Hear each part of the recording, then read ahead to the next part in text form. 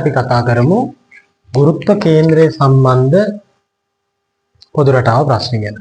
ගුරුත්ව කේන්ද්‍රය සම්බන්ධ පොදු රටාව ප්‍රශ්නේ යාන්ත්‍ර විද්‍යාවෙන් තමයි අහන්නේ. පළවෙනියටවා මේ ප්‍රශ්නේ කරනවා නම් සංප්‍රයුක්ත බලය කියන සංකල්පය තේරුම් අරන් ඉන්න ඕනේ. පළවෙනියට. ඊළඟට බල ගූර්ණය ගැනවා තේරුම් අරන් ඉන්න ඕනේ. ඊට පස්සේ සාමාන්‍ය විදිහට ගුරුත්ව කේන්ද්‍රය හොයන ක්‍රමයක් තියෙනවා. ඒ විදිහට ඒක හිතලා බලලුවාට හදන්න උත්තරේ ගන්න තමයි තියෙන්නේ. හරිද? පළවෙනියට සංප්‍රයුක්ත බලයක් කියලා කියන්නේ ළමයි මොනවා හරි බල පද්ධතියක ඒ බල පද්ධතිය වෙනුවට දාන්න පුළුවන් තනි බලයක් තියෙනවා නම් ඒ තනි බලය තමයි ඒ බල පද්ධතියේ සංප්‍රයුක්ත බලය. හරිම සරලයි. මේ නිල් පාටින් දාලා තියෙන බල සෙට් එක වෙනුවට තනි බලයක් විදිහට නිව්ටන් 20 දාන්න පුළුවන්. මේ සෙට් එක එකතු කරන් පස්සේ 20ක් එන්නේ. අන්න ඕක තමයි සංප්‍රයුක්ත බලය කියන එකේ සංකල්පය. හරිද?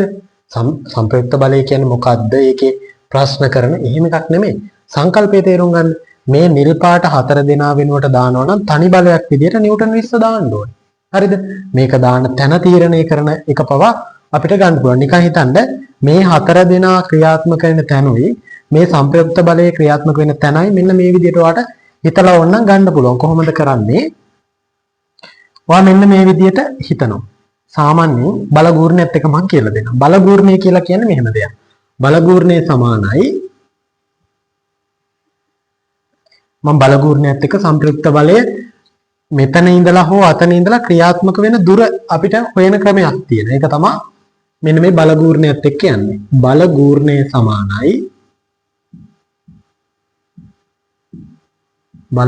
සමානයි බලය ගුණ කිරීම විස්ථාපනය අදාළ ලක්ෂ්‍ය කොච්චර දුරක ඉඳලාද ඒක ක්‍රියාත්මක වෙන්නේ උපයෝගිතා ලක්ෂ්‍ය කියලා අපි කියනවා. මෙන්න මේ ලම්බ දුර. මෙන්න මේ ලම්බ දුර තමයි අපි ගන්න ඕනේ. නැතුව මේ විස්ථාපන මෙතන ඉඳලා මෙතනට තියෙන ළඟම දුර තමයි ගන්න. එහෙම නැතුව තියෙන දුරක් නෙමෙයි ළඟම දුර තමයි ගන්නෙ.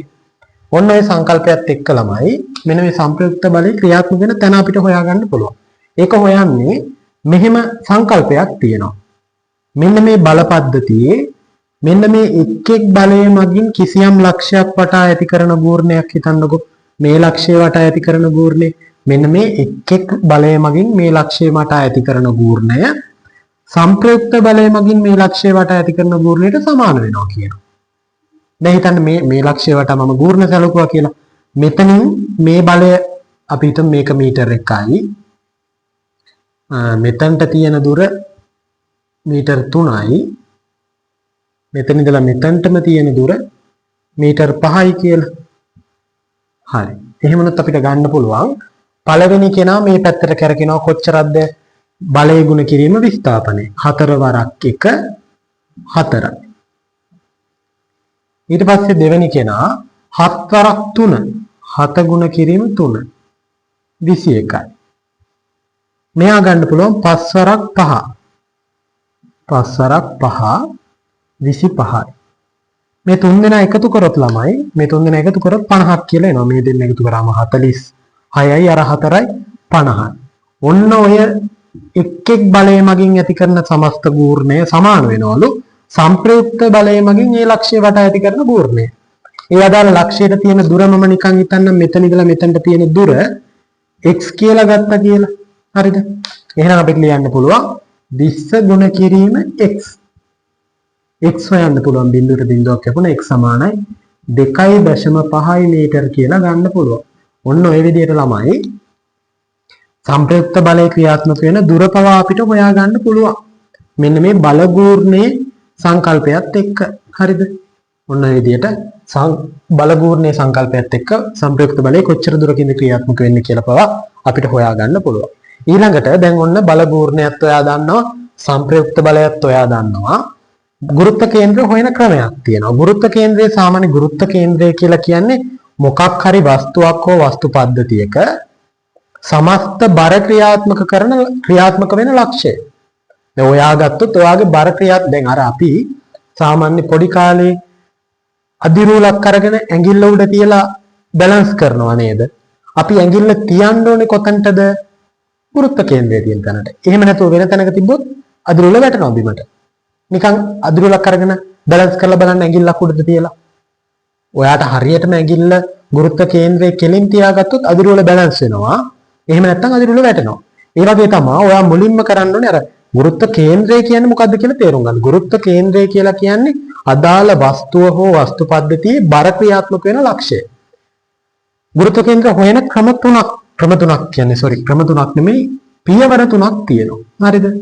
පළවෙනියට වා කරන්න ඕනේ මේ ඔක්කොම නෝට් එකේ තියෙනවා. පළවෙනියට වා කරන්න ඕනේ අදාළ වස්තු පද්ධතියේ ගුරුත්ව කේන්ද්‍රයේ පහසුවෙන් හොයා ගන්න පුළුවන් කොටස් ටික නම් කර ගන්න ඕනේ පළවෙනියට. දෙවෙනියට ඒ කොටස් වලට අදාළව සාධාරණ ස්කන්ධ දෙන්න ඕනේ.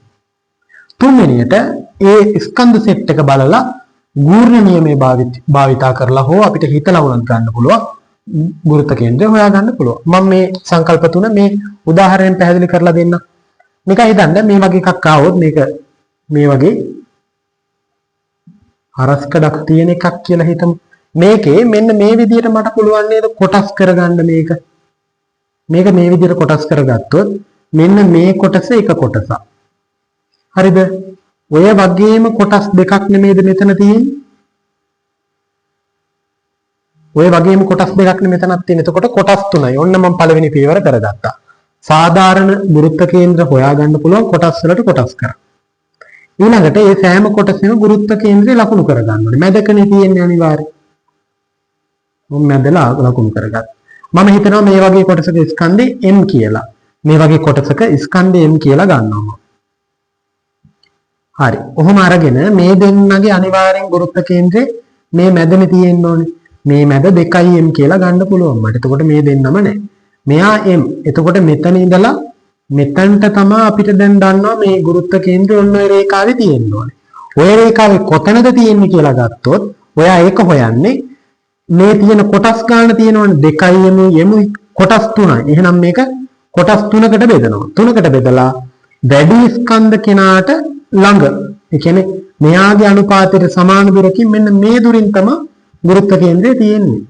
හේතුව මෙතන ඉඳලා මේ පැත්තට තියෙන ගූර්ණය මෙතන ඉඳලා මේ පැත්තට තියෙන ගූර්ණය අනිවාර්යෙන් සමාන වෙන්න ඕනේ. එතකොට මෙතන ඉඳලා මේ පැත්තට බලන්න තියෙනවා එකක් නම් මේක මේ ඔක්කොම ඒකක එකක් තියෙනවා නම් එක් වරක් 2n. එක් වරක් 2n කීයද?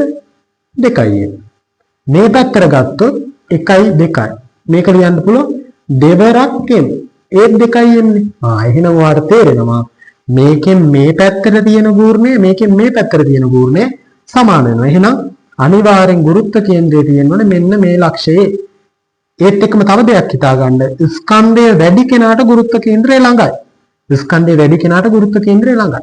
ඔන්න ඔය සංකල්පත් එක්ක අපිට සම්පූර්ණ ගුරුත්ව කේන්ද්‍රය කියන මාතෘකාවේ තියරි කොටස උතනින් ඉවර වෙනවා. ඊළඟට අපි බලමු ප්‍රශ්න සාකච්ඡාව. අවුරුදු 10ක ප්‍රශ්න සෙට් එක මම කරනවා. ඒ ටික කරන් පස්සේ වාට අදහසක් ගන්න පුළුවන්. දැන් මේ ප්‍රශ්න කොහොමද එකින් එකට හිතන්නේ කොහොමද කියලා. හරි. අපි ඊළඟට බලමු ප්‍රශ්න කොහොමද කරන්නේ කියලා. 25 21 වෙනි ප්‍රශ්නේ. ක්‍රීඩකයෙක් රූපයේ පෙන්වා ඇති පරිදි නැවී සිටින විට ඔහුගේ ගුරුත්ව කේන්ද්‍රයේ පිහිටීම වඩාත්ම ඉඩ ඇති ලක්ෂ්‍ය වෙනුයි.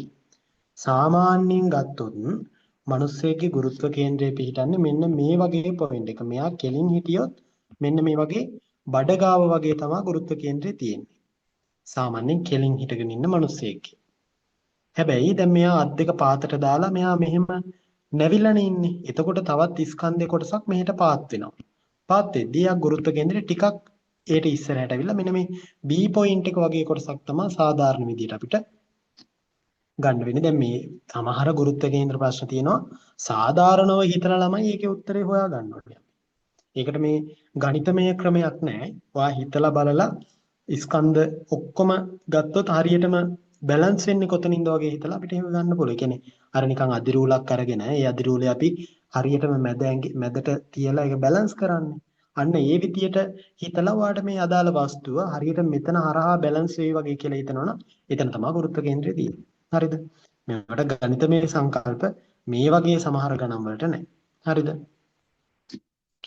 ඊළඟට තියෙනවා අරය දෙකක්කාර වූ සමජාති ඒකාකාර වෘත්තාකාර තාඩුවකින් අරය ආර් වූ වෘත්තාකාර කොටසක් රූපේ දැක්වෙන පරිදි ඉවත් කරනු ලැබේ. තාඩුවේ ඉතිරි කොටසේ ගුරුත්ව කේන්ද්‍රයේ පිහිටීම වඩාත්ම ඉඩ ඇති ලක්ෂය. දැන් ඔයා දන්නවා සාමාන්‍ය මේක සම්පූර්ණ තාඩුවක් මුලින්ම හිතන්න. සම්පූර්ණ තාඩුව ගත්තොත් මෙන්න මේ C ලක්ෂයේ තියෙන තැනනේ මේකේ ගුරුත්ව කේන්ද්‍රය තියෙන්නේ. හැබැයි මෙතනින් මෙන්න මේ වගේ කොටසක් කපලා අයින් කරාලු. අයින් කරා කියලා කියන්නේ ගුරුත්ව කේන්ද්‍රය අනිවාර්යෙන් මේ පැත්තට යනවා. හරිද? මේ පැත්තට යනවා. එහෙම මෙතනින් මෙහෙම අයින් කරා කියලා මේක මේ මැදටම යන්නේ නෑ ළමයි. හරිද? මේ කොටසක් අයින් කරා කියලා මෙහෙම මෙහෙටම මැදටම යන තරම් ලොකු ස්කන්ධයක් අයින් වුන්නේ නෑ. හේතුව මෙහෙට එනකල් තවත් මේ ස්කන්ධය තියෙනවනේ. ඒ නිසා මෙහෙටම යන්නේ නැතුව මේ D ලක්ෂය වගේ දුරට වගේ තමයි ගිහිල්ලා මේක බැලන්ස් වෙන්නේ. හරිද? ඇත්තටම ගත්තොත් මේකේ මුළු රවුම ගත්තොත් මේ සමස්ත මුළු ස්කන්ධයෙන් භාගයක්ම ගැලවිලා ගියා නම් මැදට යයි. භාගයක්ම ගැලවිලා ගියේ නෑනේ. තවත් කොටසක් මේ තියෙනවනේ මේ පැත්තේ. ඒ නිසා මැදටම යන්නේ මැදට මේ වගේ දුරකට තමයි එන්නේ. එතකොට මේක උත්තරේ D තමයි එන්නේ. හරිද? ඒක 2024 අහලා තිබිච්ච ප්‍රශ්න. ඊළඟට කියනවා 2023 ප්‍රශ්න අපි බලමු. ඒකාකාර අර්ධ වෘත්තාකාර තුනී තහඩුවක් රූපයේ පෙන්වයි. එහි ගුරුත්ව කේන්ද්‍රයේ පිහිටීම වඩාත් ඉඩ ඇති ලක්ෂ්‍ය වනුයේ. සාමාන්‍යයෙන් ගත්තොත් මේකේ ගුරුත්ව කේන්ද්‍රය මේක සමස්තයක් විදියට ගත්තොත් දැන් මෙහෙම හිතන්නකෝ අර ඉස්සල්ලා එක වගේම තමයි. මේක සම්පූර්ණ මෙහෙම රවුම තිබ්බනම් මම මේ අඳිද්දි සමාට වෘත්තේම හැඩෙන්නේ. ඔයා තේරුම් ගන්න මේ සම්පූර්ණම රවුම තිබ්බනම් ඒ ලක්ෂ්‍යය තමයි මේ ගුරුත්ව කේන්ද්‍රයේ තියෙන්නේ. හැබැයි මේ කොටසම දැන් අයින් වෙලා යනවනේ. කොටසම අයින් වෙලා යනවනේ. අයින් වෙලා ගියපු ගමන් මෙතන ඉඳලා මෙතනට තියෙන දුරෙන් මැදක දුරක වගේ තමයි ගුරුත්ව කේන්ද්‍රය තියෙන්නේ. ඒ නිසා අපිට C ලක්ෂයේ තමයි ගුරුත්ව කේන්ද්‍රය තියෙනවා කියලා ගන්න පුළුවන්. ඉස්සල්ලා වගේ නම් B එකට ආවේ. දැන් C එකට යන්නේ සමස්ත මුළු භාගයක්ම ගැලවිලා යන හින්දා. ඒතර මේකේ උත්තරේ එන්නේ උත්තර අංක 3.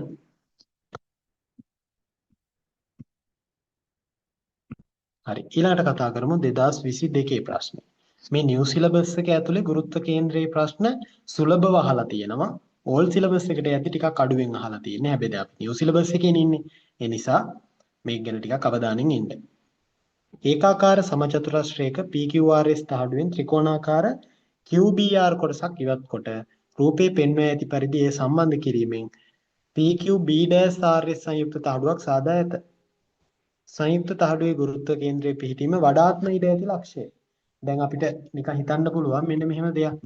දැන් මෙහෙම ගත්තොත් මේ රූප සටහනේ හැටියට ගුරුත්ව කේන්ද්‍රයේ සාමාන්‍යයෙන් මෙහෙම දෙයක් හිතන්න පුළුවන්නේ. මෙයාගේ මේ කොටස මෙන්න මේ සමස්ත කොටස ගලවලා මේ පැත්තට දැම්මේ නැත්තම් මෙතනනේ තියෙන්නේ. එහෙම වුණොත් ගුරුත්ව කේන්ද්‍රය තියෙන්නේ මේ මැද. හැබැයි ගලවලා මෙහෙට දාලා තියෙනවා. මෙහෙට දැම්මන් පස්සේ ස්කන්ධ කොටස මෙතන. මෙතන ස්කන්ධය ගත්තොත් m නේ. මෙතන ස්කන්ධය ගත්තොත් 3යි m නේ. ඒ සාමාන්‍ය එහෙම හිතන්න පුළුවන් අපිට ඕන. දැන් ස්කන්ධ කොටස සමස්තයක් විදියට ගත්තොත් මෙතන තියෙන එකට වඩා මෙතන 3න් එකක් නේ තියෙන්නේ.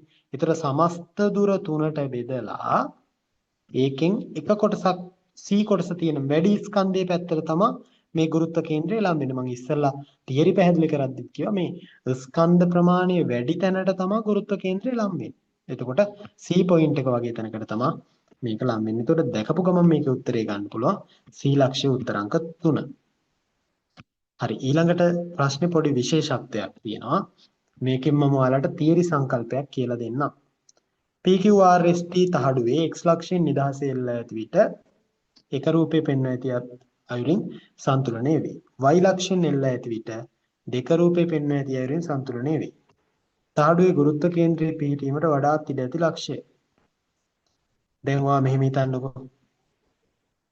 දැන් මේක මම රූප සටහනින්ම පෙන්ලා දුන්නොත් ඕනෙම එකක් මෙහෙම එල්ලද්දි ගුරුත්ව කේන්ද්‍රය හරහා ඒක සිරස් සතට රේඛාව යනවා. සිරස් සතට රේඛාව යනවා. දැන් මේ රේඛාවම මේකේ හෙව්වොත් S ඉඳලා මෙහෙට කොටු 4කින්. S ඉඳලා කොටු 4ක් කියලා කියන්නේ ඔන්න ඔය රේඛාවනේ. එහෙම වුණොත් දැන් බලන්න අවස්ථා දෙකේදීම මෙතන මේකෙන් මේක ඇවිල්ලා වදිනවා මේ දෙන්න කැපෙන තැන B. ඒතර B අවස්ථාවේ උත්තරේ එනවා නම් උත්තර අංක 2 තමයි මේකට උත්තරේ විදියට ගන්න වෙන්නේ. හරිද? දැන් මේ වගේ සංකල්පයක් ආවොත් ඔයා තේරුම් ගන්න ඕනේ මේ ඕනෙම වස්තුවක් ඒක එල්ලුවොත් සාමාන්‍ය ගුරුත්වය යටතේ එල්ලුවොත් සිරස් අක්ෂය යනවා ගුරුත්ව කේන්ද්‍රය හරහා. එතකොට අවස්ථා දෙකේ ඉරි දෙක ඇඳලා බලන්න කැපෙන තැන තමයි ගුරුත්ව කේන්ද්‍රය තියෙන්නේ. උත්තර අංක 2 තමයි මේකට එන්නේ. අන්න ඊළඟ එක පොඩ්ඩක් හිතන්න තියෙන ප්‍රශ්නයක්. එකම ප්‍රශ්නේ හිතන්න තියෙන මේක විතරයි. මේකෙත් දෙයක් නෑ. මේක තමයි එකම ප්‍රශ්නේ. රූපේ පෙන්වා ඇති සංයුක්ත වස්තු තනා ඇත්තේ ඒකාකාර ලෝහ කම්බියකින් සෑදූ අරය පිළිවෙලින් R2R 2R 3R වන ABCD වලලු හතරක් සම්බන්ධ කිරීමෙනි. සංයුක්ත වස්තුවේ ගුරුත්ව කේන්ද්‍රය x ලක්ෂයේ සිට ඇති දුර වනුයේ. ගුරුත්ව කේන්ද්‍රය හොයන්න කියන්නේ මෙන්න කොතන ඉඳලාද? මෙතන ඉඳලා කොතන මෙතන කියන්නේ මේ x කියලා තියෙන්නේ. මේ මෙතන ඉඳලා කොච්චර දුරින්ද කියලා අහන්නේ. ඊට කලින් ඔයා මේක මෙහෙම හදා ගන්න ඕනේ ළමයි. හරිද? මෙන්න මේ විදිහට හදා ගන්න ඕනේ. මේ තියෙන්නේ. මම ඒක හදලා තියෙනවා මේ පැත්තේ. කොහොමද මේ හදලා තියෙන්නේ? මේකේ මම හදාගෙන තියෙනවා මේ සමස්ත වලලු නෙමේ තියෙන්නේ. වලල්ලක මේ වලලු විදියට මම ඒකේ අර ගුරුත්ව කේන්ද්‍රය අඳුර ගන්න පුළුවන් කොටස් විදියට මම මේකේ වලලු ගන්නවා. හරිද? වලලු ගන්නවා. එහෙම වලලු ගත්තොත් ඔයාට මේ පළවෙනි වලල්ලේ සාමාන්‍ය සාධාරණ ස්කන්ධය ගන්න පුළුවන් 2πr වලින්. එහෙම වුණොත් මේක 4m කියලා මම ගන්නවා. හරිද? මම මේ ගත්ත විදිය තියෙනවා 2πr. මේ 2πr විදියට දෙකක් ආරාදේශ කරලා ඒකේ ඒකීය ස්කන්ධයේ ඒකක දිගක ස්කන්ධේ රෝ කියලා ගත්තොත් 4m කියලා මේක ගන්න පුළුවන්. ලොකු එක 6m, පොඩි එක 2m, ඊළඟ එක ආයෙත් 4m. ওই විදියට ස්කන්ධ මේ විදියට දාන්න 4m, 2m, 4m, 6m. ඊට පස්සේ x වටා ගන්නකො කෙලින්ම ගූර්ණය. x වටා ගූර්ණේ ගද්දි ළමයි මේ පැත්තට තියෙන ගූර්ණ දැන් අපි ගන්න පැත්තට තියෙන ගූර්ණ ධන අනිත් පැත්තට තියෙනවා ඍණ. එතකොට මෙන්න මේකේ දාලා තියෙනවා මේ පැත්තේ එක් ස්කන්ධය මගින් ඇති කළ ගූර්ණ. මෙතනදී ඔයා බලන්න මේ පැත්තට තමයි අරන් තියෙන්නේ. මෙන්න මේ පැත්තට. ඒ කියන්නේ වාමාවර්ත දිශාවට තියෙන ඒවා තමයි වැඩි ස්කන්ධයක් තියෙන මේ පැත්ත නිසා මේ වලලු තුනක් තියෙනවනේ. එතකොට මට මෙයා මගින් ඇති කරන ඒවා ගන්න පුළුවන් r වතාවක් 2m. r වතාවක් 2m. ඊට පස්සේ 2r වතාවක් 4m. ඊට පස්සේ 3r වතාවක් 6m. ඒකෙන් අඩු කරන්න ඕනේ 2r වතාවක් 4m. මේ ඒක සමාන වෙනවා සංප්‍රයුක්ත තියෙන දුර මම කොහෙද කියලා දන්නේ 16m වතාවක්. හරිද? 16m වතාවක් x කියලා ගන්න. x කියලා ගන්න. ගත්තන් පස්සේ ඔයාට x වලට උත්තරයක් එනවා 5r බෙදීම 4යි කියලා. 5r බෙදීම 4යි කියන්නේ උත්තරාංක 2 විදියට ගන්න පුළුවන්. හරිද? ඒක තමයි ටිකක් හරි හිතන්න තියෙන ගාණක් විදියට මේකේ තියෙන්නේ. සැහැල්ලු සර්වසම දඬු 6ක් භාවිතා කරමින් එක එකෙහි ස්කන්ධයේ M වූ සර්වසම ගෝල 11ක් සම්බන්ධ කර රූපයේ පෙන්වන පරිදි ඒකතල ව්‍යුහයක් සාදා ඇත. ගුරුත්ව කේන්ද්‍රයේ පිහිටීම වඩාත් හොඳින් ඉඩ ඇත්තේ. හරි. මේක මේ විදිහට හිතන්න. මුලින්ම මම මේ රවුම් කරන කට්ටියව හිතින් අමතක කරලා යාලා සෙට් එක වෙනුවට තනි කෙනෙක් දානවා මම. ඔන්න 1යි 2යි 3යි 4යි 5යි 6යි 7යි 8යි. හරිද? 2 4 6 8. ඒක මම මෙතනට ගෙනල්ලා දැම්මන් පස්සේ මෙතන ස්කන්ධය මම 9ක් m කියලා ගන්නවා. අවුලක් නැහැනේ. මෙතන ස්කන්ධය 9යි m, මෙතන ස්කන්ධය m, මෙතන ස්කන්ධයත් m. හරිද? ඊට පස්සේ මේ දෙන්නගේ මැදට ගන්න පුළුවන් මම වෙන පාටකින් එක දාන්න ඔක්කොම එක පාට තියෙන නිසා. මැදට ගන්න පුළුවන් 2m කියලා ස්කන්ධය. ඔය 2m 9m ගත්තොත් මේ දෙන්න අතර 2m පැත්තේ ඉඳලා මේ පැත්තට දුර එන විදිහට මෙන්න මේ වගේ පොයින්ට් එක. සාමාන්‍ය අපි එක ගත්තොත්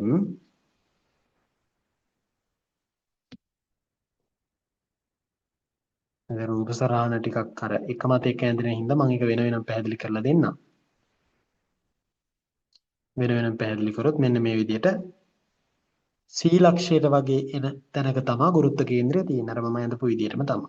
සීලක්ෂය වගේ තැනක තමයි ඉන්නේ. ඒකට උත්තරංක 4 කියලා එකට ගන්න පුළුවන්. ඒකත් හරිම ලේසි ප්‍රශ්නයක්. හරි. ඊළඟට අපි කතා කරමු ඊළඟ ප්‍රශ්නේ. XY දෙකලවර විවෘතව තිබෙනසේ කම්බිරාමුවක් නමා ඇත ඒකාකාර සිහින් කම්බියේ රූපේ පෙන්වා ඇත.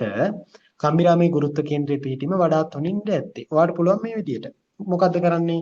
ඔයා කරන්න තියෙන්නේ සාධාරණ ස්කන්ධ සලකන්න. මම මේ කොටසයි සලකනවා. එහෙම වුණොත් එයාලා දෙන්න අතර මැදට එනවා. මෙන්න මේ මුළු දිග ගන්න නැතුව මෙතන ඉඳලා මේ කොටසයි මෙතන ඉඳලා මේ කොටසයි ගත්තොත් මේක මැදට තිතක් තියාගන්න පුළුවන්. මේකයි සැලකුවොත් මේ මැදට තිතක් තියාගන්න පුළුවන්. ඔය තිත් ටික සාමාන්‍ය සාධාරණ ස්කන්ධ විදිහට සලකලා මේක හරියටම අපි මේක හැදුවොත් මෙන්න මේ හතරවෙනි උත්තරේ මේකේ හතරවෙනි උත්තරේ D වගේ තියෙන තැනකට උත්තරේ ගන්න පුළුවන්. හරි ලේසි. මේකේ බලන්න මෙන්න මේ දිගට මේ දිග සාමාන්‍යයෙන් සමානයි. මේ දිග ඒ වගේ දෙගුණයක් වගේ පේනව නෙමෙයි. මේක එකෙන් භාගයක් වගේ පේනවනේ. සාධාරණ විදියට මේවා මැද තිත් තියලා ස්කන්ධ ලකුණු කරලා අර බෝල දෙකක් යා කරලා එයාගේ සාධාරණ ගුරුත්ව කේන්ද්‍රය හොයාගන්න. ඊට පස්සේ ඉතුරු තව දෙන්නෙක් යා කරලා එයාගේ සාධාරණ ස්කන්ධය. එහෙම හොයන ගියාම D අවස්ථාවට තමයි එන්නේ. මේකේ ගුරුත්ව කේන්ද්‍රය ඔන්න ඔය විදිහට තමයි ගුරුත්ව කේන්ද්‍රය සම්බන්ධ ප්‍රශ්න සාකච්ඡා කරන්න. ඒ කියන්නේ මේ ප්‍රශ්න කරන විදිය තේරුම් ගන්න. මේ කරන විදියටම ඒ වෙලාවේ එන ප්‍රශ්නේ බලලා මේ මම කියලා දීපු සංකල්පත් එක්ක හිතලා ඒ වෙලාවේ උත්තරේ ගන්න.